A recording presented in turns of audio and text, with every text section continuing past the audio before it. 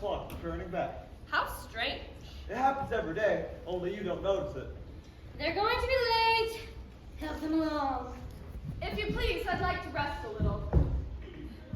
I think the trial really has come here. Those look like seats for the judges, and those must be for the jury. I suppose that's why they talk about the jury box in the paper, only there seem to be a great many of them there. But other than that, everything else seems to be just as it was. I declare, I think it's too bad to have to run like that just to stay where you are. It's worse to go backwards, you know. Do you think the knave really stole the tarts? What's your opinion? Well, I haven't any yet, because I'm not sure it was the queen's tarts I saw someone else eat. It'd be easier to have an opinion if I knew what I was talking about. You're wrong about that. The less you know about something, the quicker you get opinions about it. Well, anyway, the queen hasn't any right to say, off with his head like that, without a real trial. Suppose the knave didn't do it. That would be all the better, wouldn't it? Of course it would be all the better that he didn't do it, but it wouldn't be all the better his being punished for it. You're wrong about that. Were you ever punished? Only when I'd done what I shouldn't. And you're all the better for it, I know. Yes, but then I had done the thing I was punished for. But if you hadn't done it, you would have been better still, wouldn't you have been? I suppose so. Still, if they punish the knave without making sure it wasn't the cook, I can't stand it. When a thing happens, you stand it whether you can or you can't. Then I won't let it happen. That I won't. Oh, my whiskers, here they come! Keep time.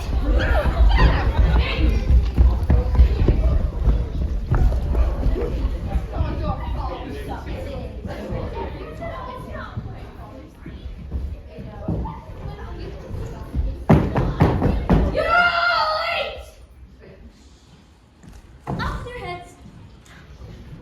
You were late yourself, Your Majesty. We don't mention that. What are you writing? We're writing down our names to see if we should forget them before the trial is over. Order in the court! Harold, read the accusation.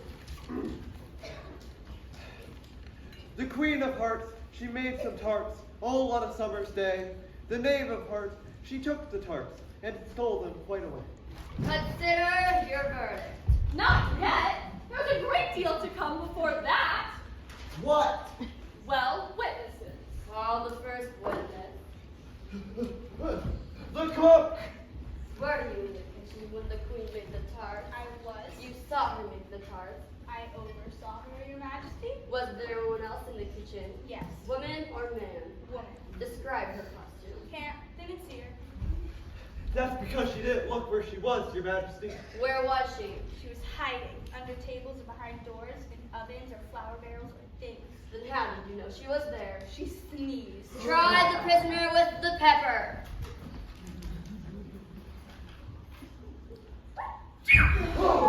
The prisoner was in the kitchen. Write it down. That's not proven, Your Majesty. You should try the other witness too. Order in the court! Order! I will not have you interrupt this trial. Get back over there. The cook may stand down. Can't. Off with your head! Can't go any lower. From the floor as it is. Then you may stand aside. Call the prisoner. The Knave of Hearts.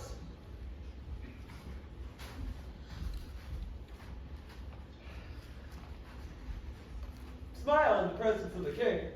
I said smile, not sparkle. Mouth to semicircle. That's the proper style. Juries, listen closely. I'm about to make a searching test. Prisoner, do you know how the targets are made? I can answer that. You take some flour. Where do you pick the flour? In the gardens or the window boxes? If it's isn't picked, it's ground. How many acres of ground? You mustn't leave out so many things. Flour for tarts isn't measured in acres. It's measured in cups, or quarts, or barrels. The cook is spelling it wrong. It's of no consequence. It's plain she knows how to make the tarts. That proves she was hiding under tables, or behind doors, or in barrels, watching the queen after her cooking. It proves nothing of the sort.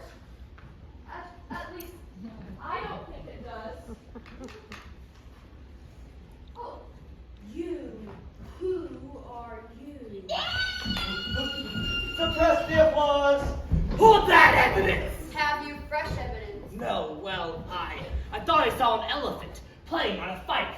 I looked again and saw it was a letter from my wife. At length, I realized, O king, the bitterness of life. That's the most important bit of evidence we've had yet. It practically proves the prisoner guilty. Let the jury consider it carefully. If any of them can explain it, I'll give him a sixpence. I don't believe there's an atom of meaning in it. If there's no meaning in it, that saves us a world of trouble. You know, as we needed to try to find any.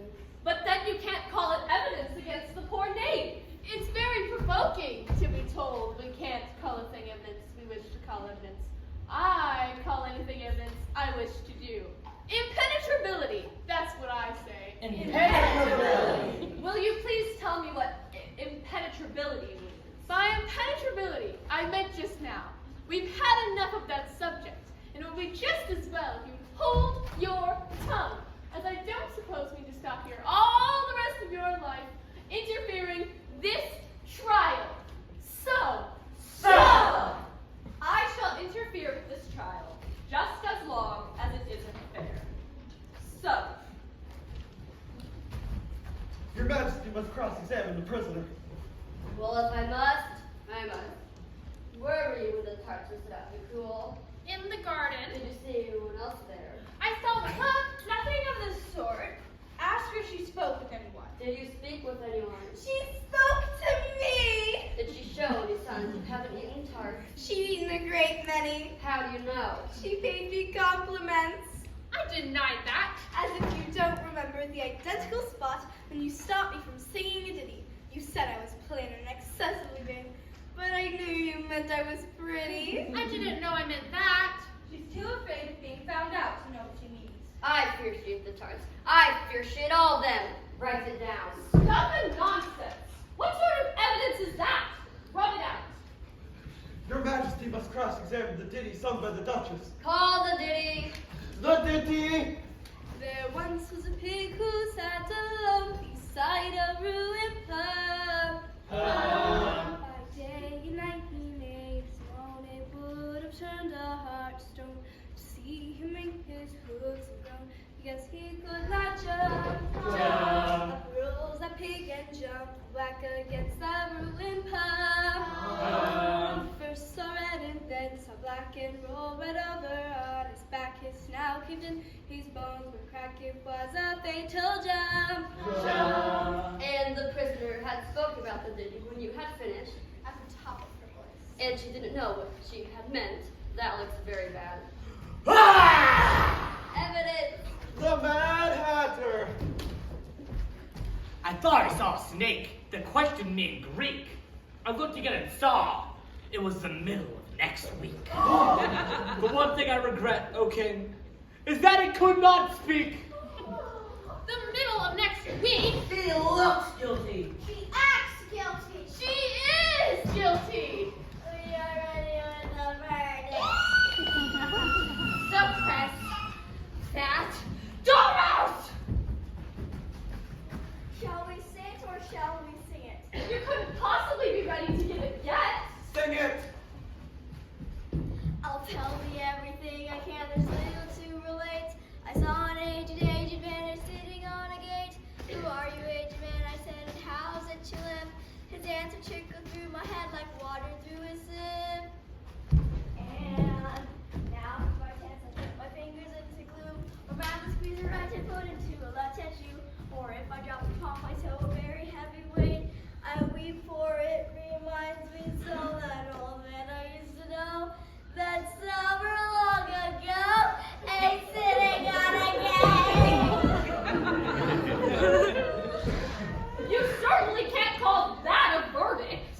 I can and I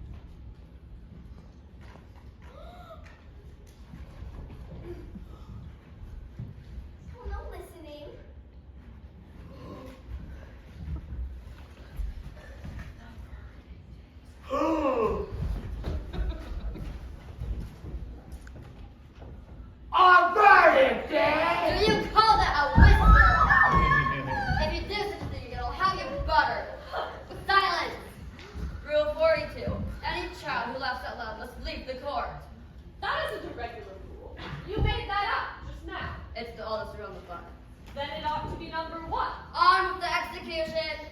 You can't do that. The idea of having the execution first. You haven't even had a sensible trial yet. First the execution, then the verdict, then the trial. Nothing of the sort. Anyway, we have had trial. You haven't called all the witnesses. I have some evidence to give.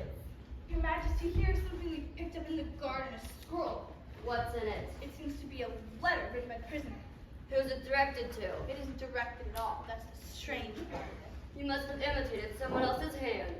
It isn't mine, and you can't prove that I wrote it. My name's not signed at the end. There's no name signed at the end. If you didn't sign it, that only makes matters worse. You would have meant some mischief, or you would have signed your name like an honest woman. That proves her guilt. It doesn't prove anything. Nobody knows the name wrote it. Harold, read it. This isn't a letter. It's a set of verses. The prisoner must have disguised his handwriting. It's a secret code. It isn't mine. Don't try to pull the wool over my eyes. You've read it, so now let's put yourself and on purpose. There's no telling what's in it. Very well, read it yourself. I can't read it. Can anyone else read this scroll? No? Then it's plain she wrote it so no one else can on purpose. There's no telling what's in it. This is terrible. You don't know whether it's terrible till you know what it says. And anyway, nobody knows the name wrote it. Read it yourself then if she didn't write it. Either she wrote it for herself alone or somebody else could read it. Isn't that true? It sounds true, but there's something wrong about it. Read it yourself, then. Suppress that doormat. Off with his whiskers. Remove it from the court.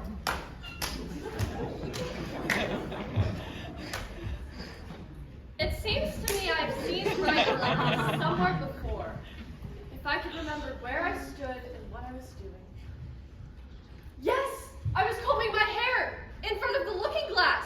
It's looking glass writing. All you have to do is read it backward. The title is Jabberwocky. If she's so sure of that, let her read it, Your Majesty. Let her read without a stop. I give you 182 seconds.